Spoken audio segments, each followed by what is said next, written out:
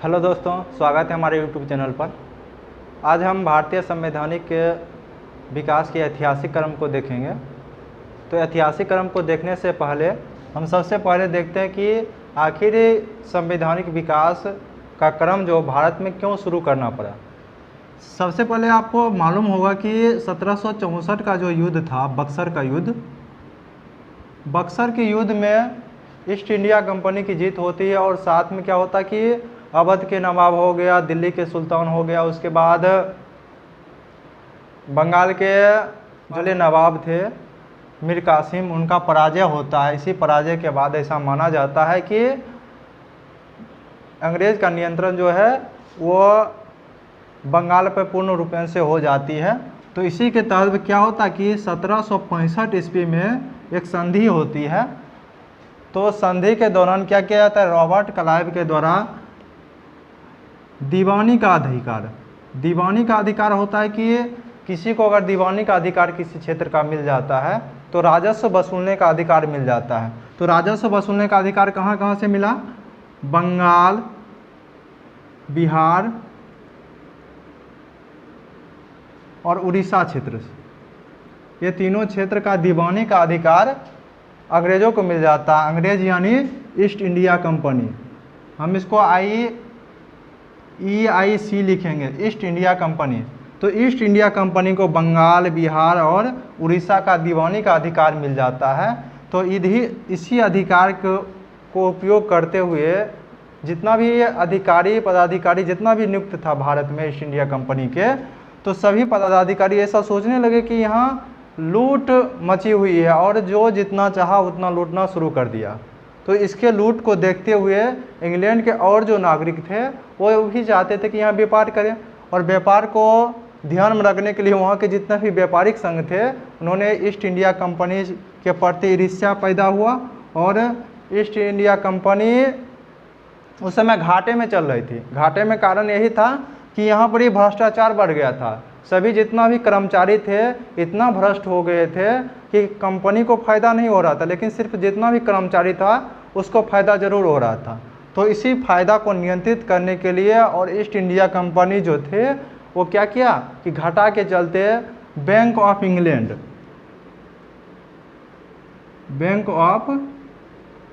में क्या किया, इन्होंने लोन का प्रस्ताव रखा कि हमें लोन चाहिए। तो कहा कि आप तो आपके कर्मचारी वहाँ से आके यहाँ अमीर बनते जा रहे हैं, आप यहाँ क्या कर रहे हैं, लोन मांग रहे हैं। ये तो दोनों तार्किक नहीं लग रहा है, दोनों बात में टकराव है। तो इसी को ध्यान में रखकर क्या किया गया, इंग्लैंड के सम्राट के द्वारा 2 अधिनियम पास किया गया। एक अधिनियम के तहत ईस्ट इंडिया कंपनी को बैंक ऑफ इंग्लैंड के द्वारा कर्ज दिया गया। दूसरा जो कानून था वो था रेगुलेटिंग एक्ट।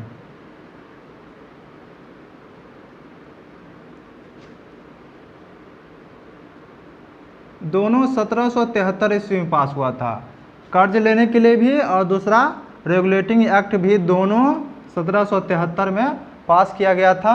और इसी को लेकर क्या किया गया कि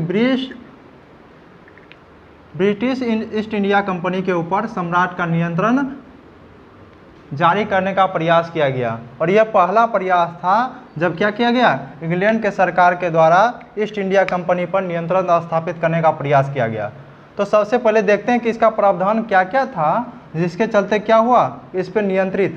रेगुलेट मतलब होता है नियंत्रण करना, इसको आप हिंदी करेंगे तो यह क्या हुआ, नियंत्रित संबंधित कानून हो गया।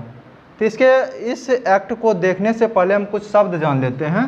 तो कुछ शब्द सबसे पहले जितना भी सम्राट होगा या लॉर्ड की बात होगी तो लॉर्ड इंग्लैंड के तहत में होगा। उसके बाद प्रधानमंत्री भी होगा, प्रधानमंत्री की जब भी बात होगी तो इंग्लैंड के प्रधानमंत्री भी होगा। और गवर्नर की बात किया जाए तो गवर्नर का सेंस भारत के पक्ष में होगा। तो ये सब, संसद भी होगा। तो संसद का भी चर्चा जब भी हम कहेंगे कि संसद, तो आप ऐसा समझिएगा कि ये इंग्लैंड के संसद की बात हो रही है। प्रधानमंत्री भी अगर बात करेंगे तो प्रधानमंत्री की भी बात होगी तो इंग्लैंड के प्रधानमंत्री ही होंगे, क्योंकि आप जानते हैं कि उस समय भारत में कोई प्रधानमंत्री नहीं था। तो जब भी प्रधानमंत्री हो, संसद हो या सम्राट की बात किया जाए तो ये सभी जितना भी कानून में चर्चा की जाएगी तो वो सब ब्रिटेन के तहत माना जाएगा कि ये ब्रिटेन का ही है, प्रधानमंत्री हो या संसद हो। गवर्नर या गवर्नर जनरल की जब भी चर्चा होगी तो ये भारत के सेंस में लिया जाएगा।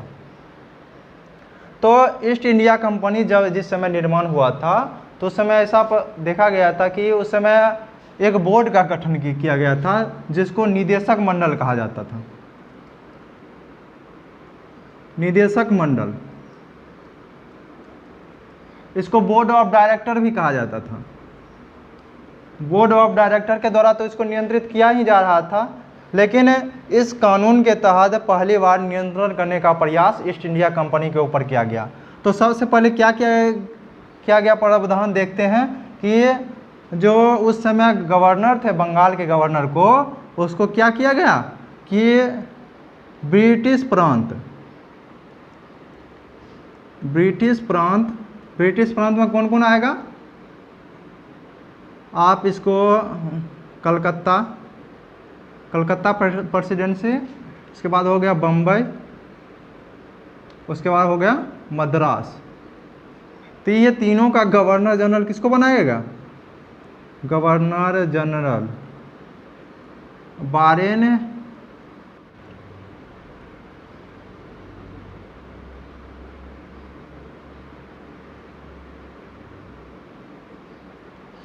गवर्नर तीन, ये जो प्रांत है कलकत्ता हो गया प्रेसिडेंसी, बम्बई हो गया और मद्रास हो गया। उस समय अंग्रेज के 3 प्रेसिडेंसी थे, कलकत्ता था, बम्बई और मद्रास। ये तीनों प्रेसिडेंसी को बंगाल प्रेसिडेंसी का अधीन कर दिया गया, बंगाल के अधीन कर दिया गया, और उसका गवर्नर जनरल जो है उसको वारेन हेस्टिंग्स को बना दिया गया, जो उस समय बंगाल के गवर्नर थे। और इसको क्या किया गया, ये तीनों प्रांत के अधीन करते हुए इसको गवर्नर जनरल बना दिया गया। इसको कहा गया बंगाल का प्रथम गवर्नर। ये बन गए बंगाल के प्रथम गवर्नर जनरल।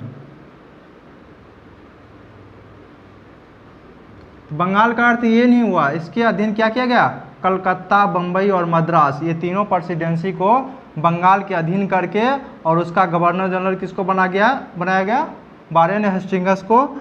उसके बाद दूसरा नियम क्या लागू किया गया, क्योंकि नियंत्रण करने की बात हो रही है तो नियंत्रण ये तीनों तो अधीन कर दिया गया इसके अंदर। उसके बाद एक कानून बनाने वाली संस्था बनाई गई, जैसे हो गया कि ये हो गया स्वपरिषद गवर्नर जनरल, एक गवर्नर जनरल का परिषद बनाया गया, गवर्नर का परिषद, जिसको स्वपरिषद गवर्नर जनरल कहा गया, यानी गवर्नर जनरल इन काउंसिल इसको इंग्लिश में कहा जाता है। तो उसमें 4 सदस्य थे और एक गवर्नर हो गया, तो कुल मिलाकर 5 सदस्य थे, लेकिन गवर्नर को अलग करके कुल 4 सदस्य इसमें बनाए गए। ये चारों सदस्य जो थे, इससे कार्यपालिका का निर्माण हो रहा था। कार्यपालिका जो अभी इस समय चल रहा है, कार्यपालिका का निर्माण हो रहा था। अब कार्यपालिका के उस दिन परिभाषा में बताए थे कि ये चारों क्या थे, मंत्री थे, चारों मंत्री भी थे और चारों सदस्य भी थे, यानी चारों सदस्य मंत्री थे और चारों मंत्री सदस्य थे। अभी आप देखिएगा कि कार्यपालिका का जितना भी विधायिका का भी काम था इसका, तो ये दोनों काम करने लगे। ये जो 4, ये गवर्नर जनरल के साथ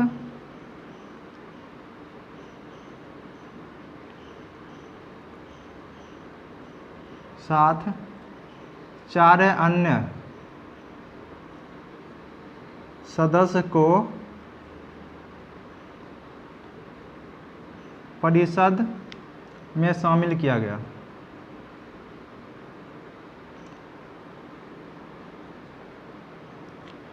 और इस परिषद का जो काम था, इस परिषद का काम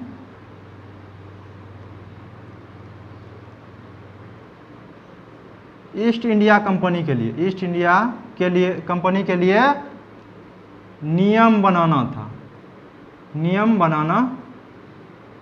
था। आप देखें कि 4 सदस्य और साथ में एक गवर्नर जनरल। तो इनका काम क्या था, ईस्ट इंडिया कंपनी के लिए नियम बनाना। उसके साथ ही कहा गया कि आप सैन्य मामला हो, नागरिक के मामला हो, राजस्व मामला हो, ये सभी क्या करेंगे, ये सब संबंधित जितना भी मामला होगा वो आपको ब्रिटिश संसद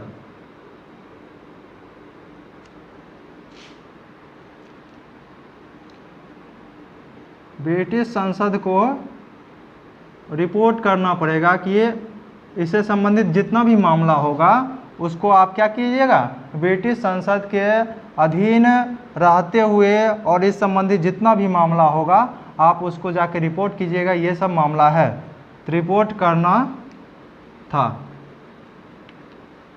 और साथ में एक और जोड़ लीजिए कि इसके तहत क्या किया गया कि रिश्वत या उपहार लेना कर्मचारी को मना कर दिया गया।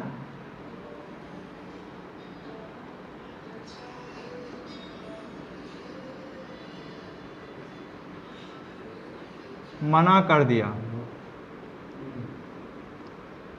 एक बार आप फिर से देख सकते हैं कि ब्रिटिश प्रांत जो था कलकत्ता, बम्बई और मद्रास, ये तीनों को बंगाल के अधीन करके और बंगाल का गवर्नर जनरल किसको बनाया गया, वारेन हेस्टिंग्स को बनाया गया। और ये बंगाल के प्रथम गवर्नर हो, भारत का प्रथम गवर्नर नहीं, बंगाल के प्रथम गवर्नर हुए। और गवर्नर जनरल के साथ 4 अन्य सदस्य को नियुक्ति की गई। और 4 अन्य सदस्य में क्या था कि इसको काम था कि नियम बनावे, नियम कानून जो भी हो ये ईस्ट इंडिया कंपनी के लिए बनाएंगे। और ईस्ट इंडिया कंपनी के द्वारा सैन्य कानून हो, सैन्य संबंधित मामला हो, नागरिक संबंधित मामला हो या राजस्व संबंधित मामला हो, ये तीनों जो मामला होगा वो आप ब्रिटिश संसद के प्रति ये उत्तरदायी है। इस मामले में कोई भी काम होगा इसके लिए आप ब्रिटिश संसद के प्रति उत्तरदायी रहेंगे। इसके तहत भारत में धीमा ही सही लेकिन क्या हुआ कि संविधान की शुरुआत हो गई। और पहली बार क्या हुआ कि कोई लिखित प्रारूप सामने आया। इससे पहले भारतीय कानून में लिखित रूप ऐसा माना जाता था कि मनुस्मृति हो गया वो तो कानून हो गया, लेकिन देश स्तर पर कोई कानून नहीं था।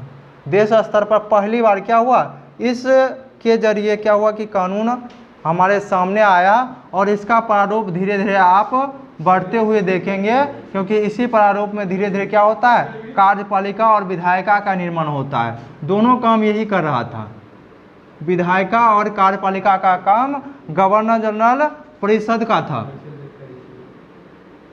गवर्नर जनरल परिषद, इसको आप गवर्नर जनरल इन काउंसिल भी कहा जाता था। तो इसका काम क्या था, नियम कानून भी बनावे और साथ में कार्यपालिका का भी काम करे। तो ये 4 मंत्री थे और चारों मंत्री का काम था कि कार्यपालिका को भी देखे और विधायिका को भी देखे। तो इसके तहत भारत में पहली बार संवैधानिक शुरुआत की गई। तो इसका कुछ खामी है तो उसको खामी को देख लेते हैं। तो खामी को देखेंगे आपकी, इसमें आप देखिएगा कि इसमें कुछ स्पष्ट नहीं किया गया है। अधीन तो कर दिया गया ना, कलकत्ता, बम्बई और मद्रास को बंगाल के अधीन कर दिया गया, लेकिन इसके तहत ये नहीं दर्शाया गया कि कौन सा मामला क्या किया जाएगा, गवर्नर जनरल यानी बंगाल के गवर्नर जनरल को सौंपा जाएगा। उसके बाद एक और चीज़ हम भूल रहे हैं, इस कानून के तहत क्या किया गया कि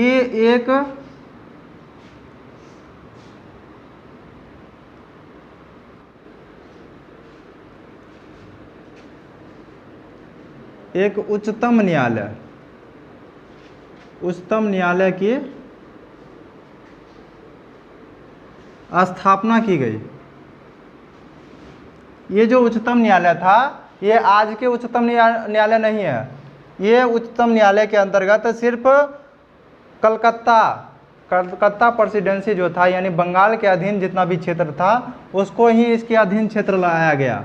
आज का जो सुप्रीम कोर्ट है, जो उच्चतम न्यायालय है, वो 1935 के अधिनियम के तहत 1937 में उसका स्थापना हुआ था। तो ये उच्चतम न्यायालय अभी का उच्चतम न्यायालय के बराबर नहीं है, और इस उच्चतम न्यायालय का अपील जो है वो गवर्नर जनरल इन काउंसिल में किया जा सकता था, उसके बाद ब्रिटिश संसद में किया जा सकता था, लेकिन ये आज के उच्चतम न्यायालय की तुलना इससे नहीं की जा सकती है। स्थापना हुआ, और स्थापना में क्या हुआ कि 1+3 आप याद रखिएगा, 1+3 में क्या हुआ कि एक मुख्य न्यायाधीश और 3 अन्य न्यायाधीश इसमें नियुक्त किया गया, और मुख्य न्यायाधीश इसका जो था, मुख्य न्यायाधीश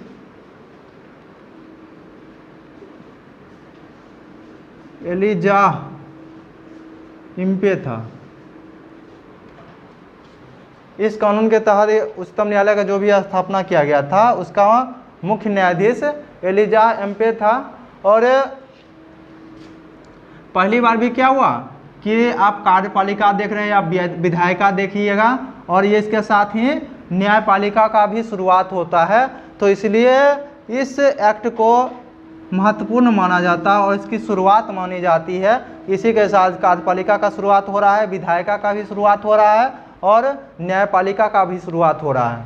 तो इसी के तहत धीमी शुरुआत हुई, कमज़ोर ही शुरुआत हुई, लेकिन भारतीय संविधान में, और इसलिए ऐतिहासिक विकास क्रम को सबसे पहले इसे लिया जाता है, क्योंकि इससे पहले जितना भी कानून आया था, जितना भी इससे पहले भी कानून जारी किया गया था, लेकिन वो कानून जितना भी थे वो सभी कानून ब्रिटिश ईस्ट इंडिया कंपनी जो था उसके लिए जारी किया गया था, नागरिक के लिए नहीं जारी किया गया था, यानी नागरिक या सरकार के लिए जारी नहीं किया गया था। तो इसके लिए सबसे पहले इस कानून को जारी किया गया था। आप लिख लीजिएगा कि उच्चतम न्यायालय की जो स्थापना हुई थी वो 1774 में हुई थी। कानून रेगुलेटिंग एक्ट 1773 का स्थापना करने का प्रावधान था, जिसके तहत 1774 में इसकी स्थापना की गई थी। तो अगला हम एक्ट देखते हैं। अगला जो कानून है वो है संशोधन अधिनियम 1781।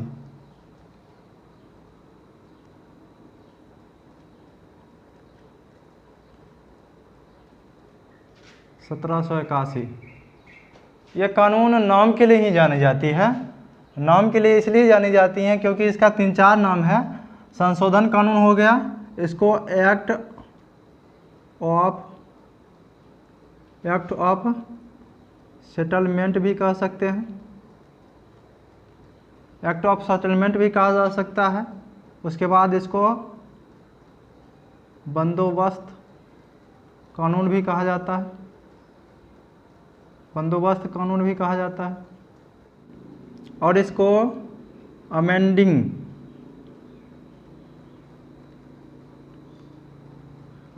एक्ट भी कहा जाता है। तो इसका नाम है संशोधन कानून, एक्ट ऑफ सेटलमेंट, बंदोबस्त कानून, अमेंडिंग एक्ट। तो ये 4 नाम से जाना जाता है। आप अलग अलग किताब में अलग अलग आप इसको लिखा हुआ देख सकते हैं, तो अब घबराने की ज़रूरत नहीं है। कभी कभी परीक्षार्थी घबरा जाते हैं कि आखिर क्या दिया हुआ, संशोधन कानून लिख दिया तो हम संशोधन कानून पढ़े ही नहीं है, अब पूछ दिया कि संशोधन अधिनियम कब पारित हुआ था। तो ये एक्ट ऑफ सेटलमेंट के नाम से भी जाना जाता है, बंदोबस्त कानून के नाम से भी जाना जाता है, और अमेंडिंग एक्ट भी के नाम से भी जाना जाता है। तो इसमें कुछ प्रावधान किए गए थे, कुछ सुधार आप कह सकते हैं कि जो उसमें खामी था, खामी यही था कि न्यायपालिका जो था और कार्यपालिका विधायिका का जो निर्माण किया गया था उसमें बराबर टकराव चल रहा था। दोनों जो व्यक्ति थे, एलिजा एम्पे हो गया, वारेन हेस्टिंग्स हो गया, तो दोनों स्वाभिमानी आदमी थे, और स्वाभिमानी आदमी कह सकते हैं कि कुछ झगड़ा का प्रवृत्ति उसके अंदर था। इसलिए वारेन हेस्टिंग्स को इंग्लैंड में उसके ऊपर मुकदमा भी चलाया गया था। तो दोनों में बराबर टकराव होते रहता था। तो टकराव को कम करने के लिए कुछ प्रावधान किए गए, उस प्रावधान को ही संशोधन अधिनियम कहा गया, क्योंकि यह संशोधन था किसमें, 1773 के अधिनियम में यह संशोधन किया गया था। आप भारतीय संविधान में भी पढ़िएगा संशोधन जितना भी किया गया भारतीय संविधान का, तो वो भी आप देखिएगा। तो संशोधन की शुरुआत यहाँ से हो जाती है। तो देखते हैं कि इसके तहत क्या क्या व्यवस्था की गई थी। तो ये संशोधन अधिनियम है, तो सुधार ही किया जाएगा। तो सुधार में सबसे पहले क्या किया गया, गवर्नर जनरल एवं परिषद तथा राजस्व संबंधी मामले, राजस्व संबंधी मामले क्या किया गया, न्यायालय के मामले न्यायालय के क्षेत्र से बाहर किया गया, क्षेत्राधिकार से बाहर कर दिया गया।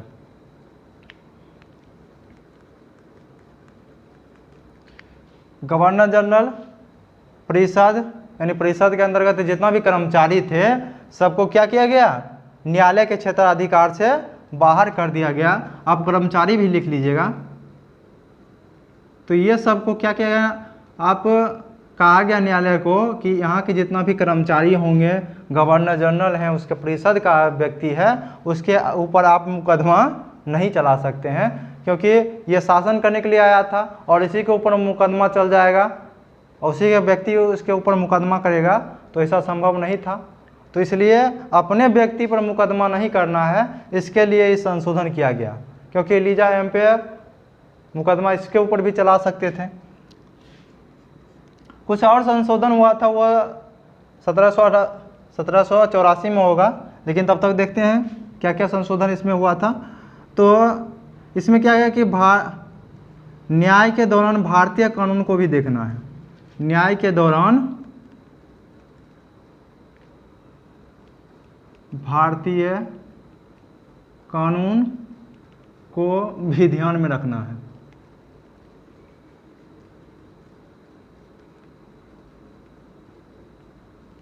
इससे पहले क्या होता था कि कोशिश किया गया अंग्रेज के द्वारा कि दोनों को, यानी हिंदू मुस्लिम बहुसंख्यक में यहाँ था, तो ध्यान रखा गया कि ब्रिटिश के द्वारा जो भी कानून बनाया गया था, यानी ब्रिटिश के यहाँ जो भी कानून चलता था उसके द्वारा न्याय करने की व्यवस्था की गई। लेकिन यहाँ विद्रोह शुरू न हो, इसके लिए क्या किया गया कि हिंदू के लिए जो था वो मनुस्मृति और मुस्लिम के लिए शरीयत के द्वारा उसका न्याय किया जाता था। अब क्या किया गया कि गवर्नर जनरल इन काउंसिल जो था, गवर्नर जनरल का परिषद,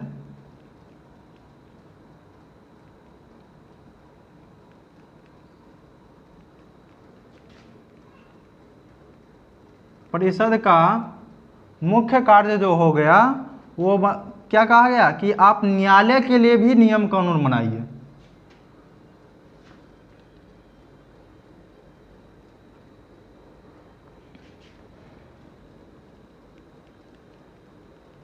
न्यायालय के लिए भी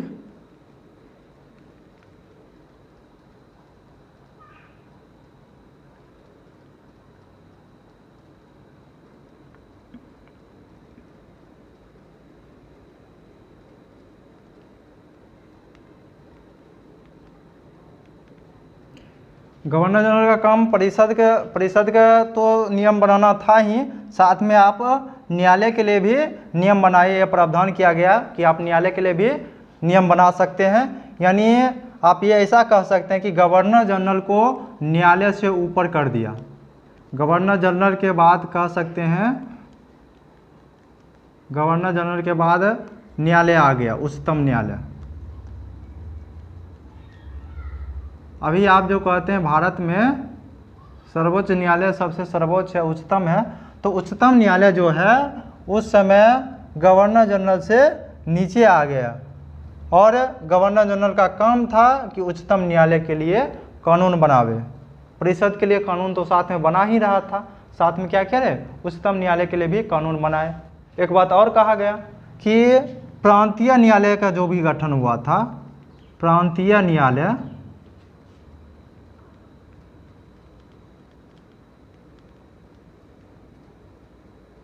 का अपील जो है, अपील जो करना होगा प्रांतीय न्यायालय को, वो गवर्नर जनरल परिषद में दायर होगा। गवर्नर जनरल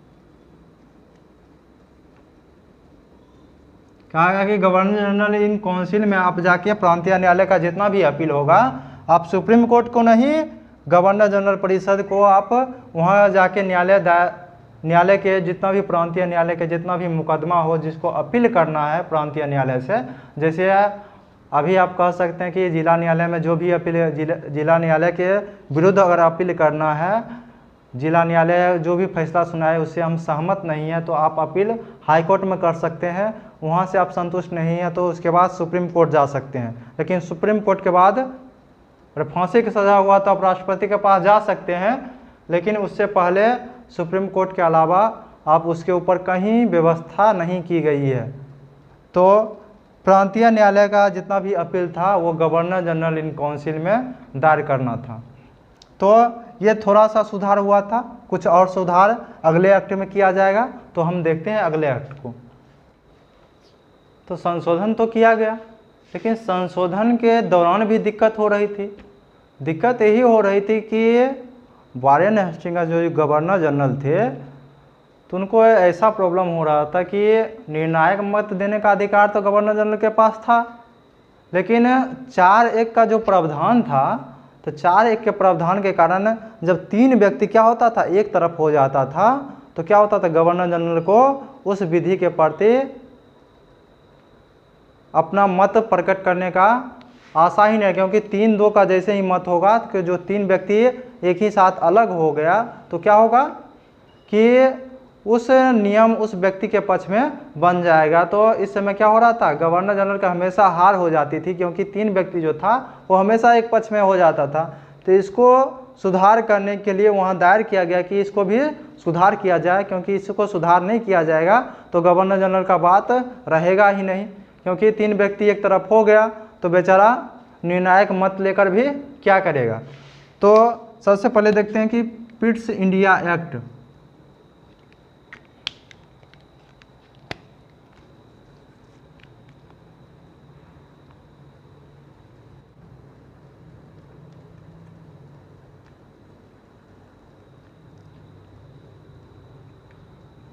आप नाम जानते हैं पिट्स, क्यों इसका नाम पड़ा, क्योंकि उस समय ब्रिटिश प्रधानमंत्री जो थे वो पिट्स से विलियम पिट्स को बनाया गया था। और ये इसका अगर बस चलता ऐसा माना जाता है तो ये पूरी तरह से क्या करता कि ईस्ट इंडिया कंपनी को पूरी तरह से समाप्त कर देता। लेकिन उस समय इसका गठबंधन का सरकार चल रहा था, इसका अपना सरकार चल नहीं रहा था, तो इसलिए क्या किया कि ऐसा माना जाता है कि ईस्ट इंडिया कंपनी के दोनों पंख कुतर दिए। उसको जो उड़ान भर रहा था ईस्ट इंडिया कंपनी, बहुत कमाई कर रहा था, उसका दोनों पंख कतर दिए। ऐसा कहा जाता है कि पिट्स ने क्या किया कि ईस्ट इंडिया कंपनी को जटायु बना के छोड़ दिया। जटायु आप जानते हो, रामायण में चर्चा किया गया, जटायु को दोनों पंख ही कुतर दिया गया। तो क्या क्या ऐसा काम किया जो ऐसा लगा कि पिट्स ने क्या किया, इसको बिना पंख का बना दिया ईस्ट इंडिया कंपनी को। तो सबसे पहले क्या किया गया कि राजनीतिक जो हो गया, राजनीतिक मामला तथा व्यापारिक मामला को अलग अलग किया गया कि राजनीतिक अलग होगा और व्यापारिक मामला अलग होगा।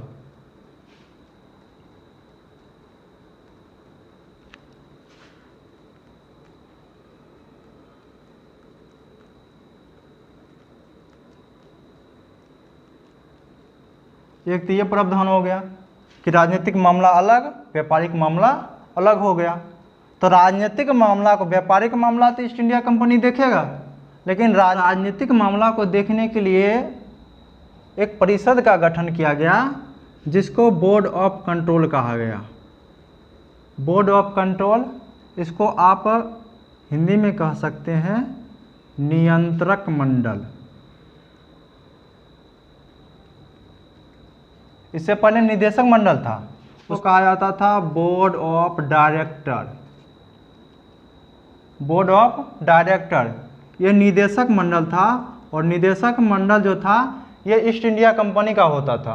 और निदेशक मंडल में वही शामिल होता था कि वहाँ के मुद्रा के 500, वहाँ के ब्रिटिश मुद्रा 500 ब्रिटिश मुद्रा के बराबर, पाउंड शायद चलता है वहाँ का मुद्रा, तो 500 जो देगा वही इसका सदस्य बन सकता था, और निदेशक मंडल में उसी को शामिल किया जाता था जो 500 पाउंड का जो क्या करे कि ब्रिटिश ईस्ट इंडिया कंपनी जो था उसमें क्या करे, निवेश करे, तो उसको निदेशक मंडल का सदस्य बनाया जाता था।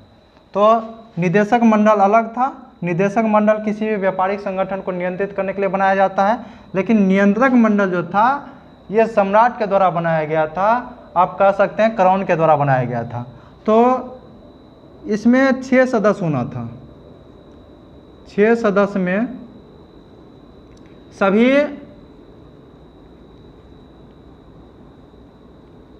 क्राउन के द्वारा मनोनीत था, यानी क्राउन जिस व्यक्ति को कह दे वो व्यक्ति इसका सदस्य हो सकता था। तो इस सदस्य में कौन कौन शामिल था? इसमें था 2 ब्रिटिश मंत्रिमंडल का सदस्य,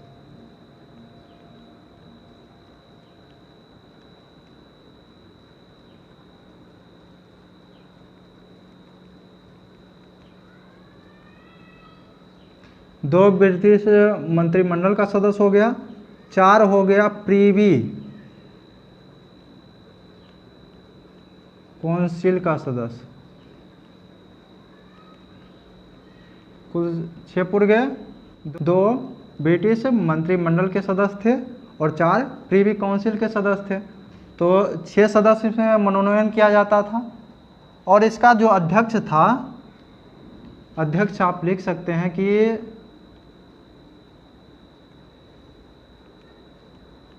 विदेश मंत्री को बनाया गया था। आप आसानी से याद कर सकते हैं कि विदेश मंत्री को क्यों बनाया गया था, क्योंकि विदेश का मामला है, विदेश मंत्री को बनाया गया। तो इसमें खास करके जो 2 सदस्य था ये विदेश मंत्री था और वित्त मंत्री था मंत्रिमंडल में शामिल, और 4 प्रीवी काउंसिल। प्रीवी काउंसिल के उसको कह सकते हैं कि जो सम्राट को क्या करता था कि कानूनी सलाह देता था, या सम्राट के कानूनी सलाहकार में जो सदस्य शामिल थे उसी को प्रीवी काउंसिल कहा जाता है। तो प्रीवी काउंसिल के 4 सदस्य और 2 हो गया मंत्रिमंडल का सदस्य। इसी के द्वारा बोर्ड ऑफ कंट्रोल की गठन किया गया था, जिसको हिंदी में नियंत्रक मंडल कहा जाता है। तो इसके द्वारा बोर्ड ऑफ कंट्रोल के द्वारा राजनीतिक मामला देखा गया। व्यापारिक मामला देखने के लिए अभी कंपनी के पास ही उत्तरदायी था कि कंपनी के निदेशक मंडल के द्वारा क्या किया गया, व्यापारिक मामला देखा गया। तो आप ये ऐसा लगा सकते हैं कि बोर्ड ऑफ कंट्रोल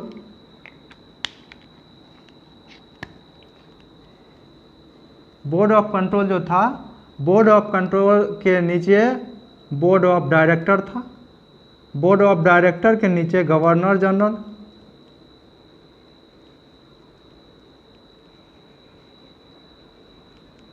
तो इस प्रकार क्रम बना हुआ था। उसके नीचे आप प्रांत लिख सकते हैं। तो ये क्रम बन गया राजनीतिक मामला देखने के लिए, व्यापारिक मामला देखने के लिए मुख्य रूप से, क्योंकि बोर्ड ऑफ कंट्रोल का जो नियंत्रण था वो बोर्ड ऑफ डायरेक्टर के ऊपर हो गया। ये नियंत्रण किया गया बोर्ड ऑफ डायरेक्टर को। सुधार के नाम पर क्या हुआ कि जो 4 सदस्य थे गवर्नर जनरल काउंसिल में, जो 4 सदस्य थे, 4 सदस्य को घटा के 3 सदस्य कर दिया गया।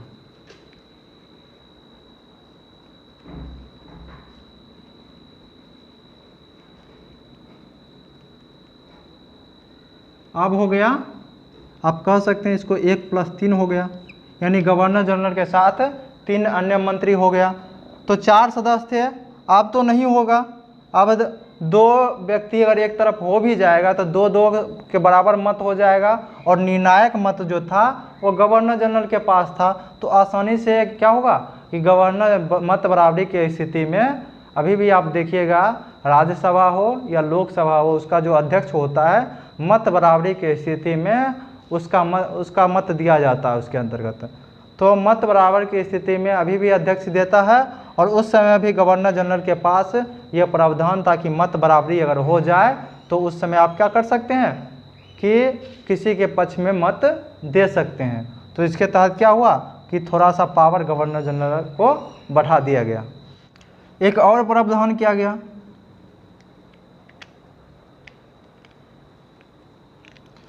प्रावधान यही था कि ब्रिटिश ईस्ट इंडिया कंपनी के अधीनस्थ क्षेत्र को, ईस्ट इंडिया कंपनी के अधीनस्थ क्षेत्र को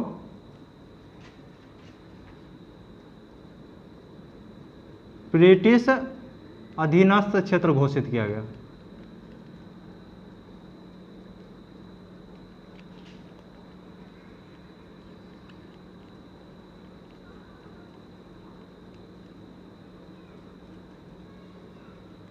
यानी ईस्ट इंडिया कंपनी के अधीन जो भी क्षेत्र था, वो बंगाल का हो, मद्रास का हो या बम्बई का हो, तो ये सभी क्षेत्र को क्या कहा गया?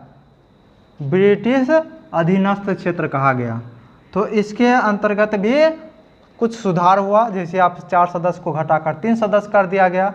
उसके बाद नियंत्रक मंडल का स्थापना जो था, इसके द्वारा क्या किया गया कि दोनों राजनीतिक मामला को ध्यान में रखना नियंत्रक मंडल का काम था, और नियंत्रक मंडल को बोर्ड ऑफ डायरेक्टर यानी निदेशक मंडल के ऊपर कर दिया गया नियंत्रक मंडल को। और नियंत्रक मंडल का काम था कि सभी को देखना। नियंत्रक मंडल के अंतर्गत 6 सदस्य को होना था, जिसमें 2 ब्रिटिश मंत्रिमंडल के सदस्य थे और 4 प्रीवी काउंसिल के सदस्य थे। सभी का मनोनयन क्राउन के द्वारा होना था। क्राउन का अर्थ आप समझ सकते हैं कि ब्रिटिश राजा को क्राउन कहा जाता है। तो अगला एक्ट हम देखते हैं। अगला जो अधिनियम है वो 1786 का अधिनियम कहा जाता है। तो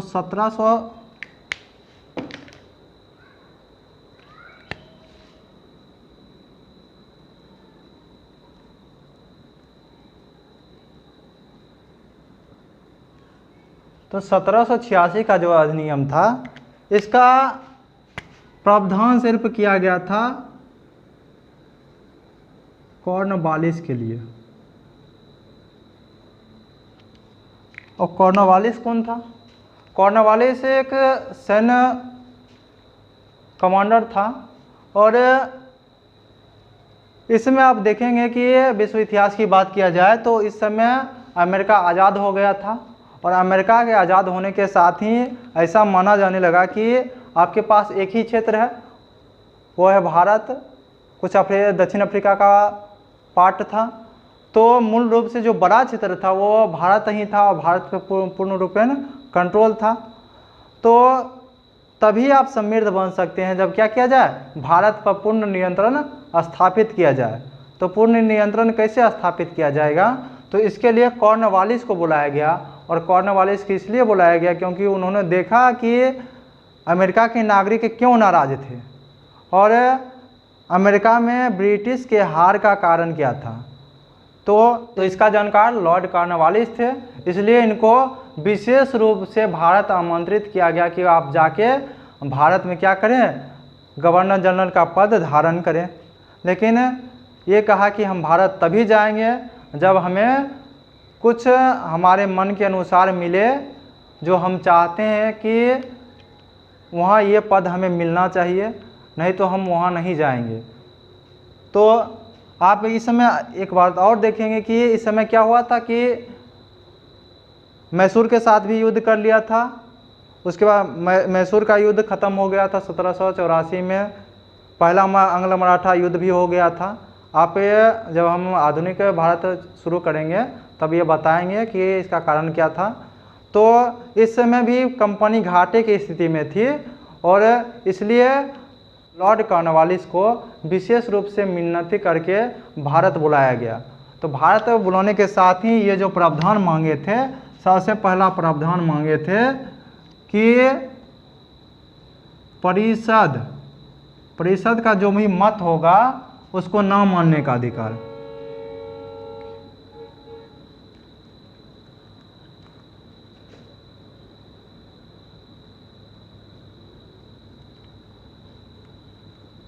विशेष स्थिति में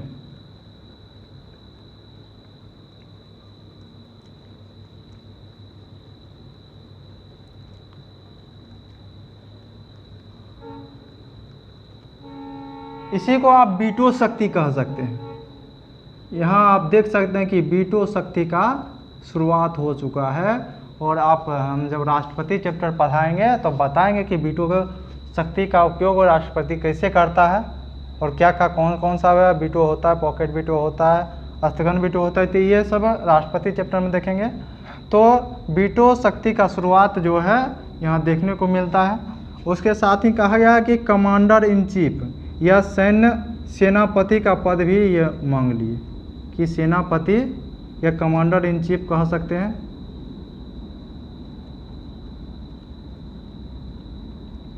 चीफ का जो पद है वो गवर्नर जनरल को मिलना चाहिए। तो ये दोनों पर यानी परिषद के मत जो है मत बराबरी हो जाए या मत में वो सब जीत जाए, लेकिन विशेष स्थिति में क्या किया जाएगा, उसके मत को न मानने का अधिकार जो है वो गवर्नर जनरल के पास होगा। और साथ में सेनापति यानी कमांडर इन चीफ का जो अधिकार है वो भी गवर्नर जनरल को दिया जाए। तो ये दोनोों अधिकार के कारण 1886 का अधिनियम विशेष रूप से जाना जाता है। उसके बाद देखते हैं कि 1793 ये भी छोटा है का चार्टर्ड एक्ट, ये सीरीज शुरू होगा चार्टर्ड एक्ट 20-20 वर्ष में बढ़ते जाएगा। तो इसमें क्या किया गया कि ईस्ट इंडिया कंपनी के व्यापारिक अधिकार अगले 20 वर्षों के लिए बढ़ा दिया गया।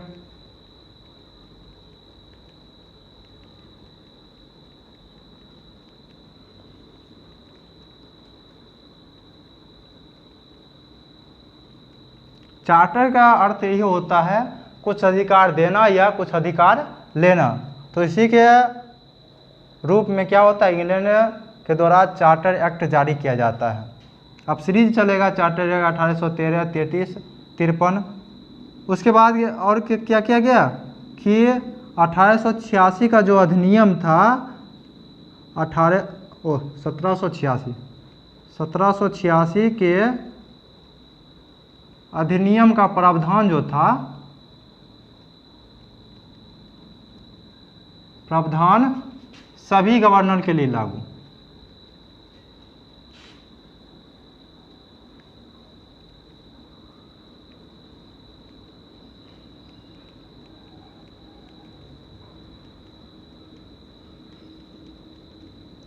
क्या किया गया कि 1886 के दोनों जो प्रावधान है ये सभी गवर्नर जनरल के लिए लागू कर दिया गया। अब कहीं कहीं लिखा होगा देखेंगे कि कॉर्नवालिस का जो भी प्रावधान मिला था वो सभी गवर्नर के लिए आगे बढ़ा दिया गया। और साथ में क्या किया गया कि बोर्ड ऑफ कंट्रोल का जो सदस्य था, बीओसी लिख रहे हैं, बोर्ड ऑफ कंट्रोल के सदस्य, ये इंग्लैंड में बनाया गया था। बोर्ड ऑफ कंट्रोल इंग्लैंड में बनाया गया था, भारत में इसको नहीं बनाया गया था। तो बोर्ड ऑफ कंट्रोल के जो सदस्य थे उसका वेतन सदस्य तथा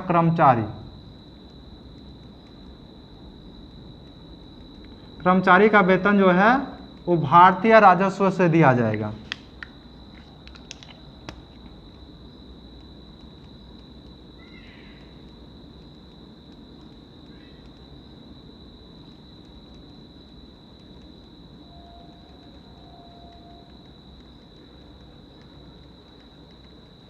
तो मूल रूप से 1793 का अधिनियम ईस्ट इंडिया कंपनी के व्यापारिक अधिकार को अगले 20 वर्ष तक बढ़ा दिया जाए, इसके लिए जाना जाता है। और 1786 का जो भी प्रावधान था जो लॉर्ड कॉर्नवालिस के लिए जारी किया गया था वो सभी गवर्नर जनरल के लिए लागू किया गया।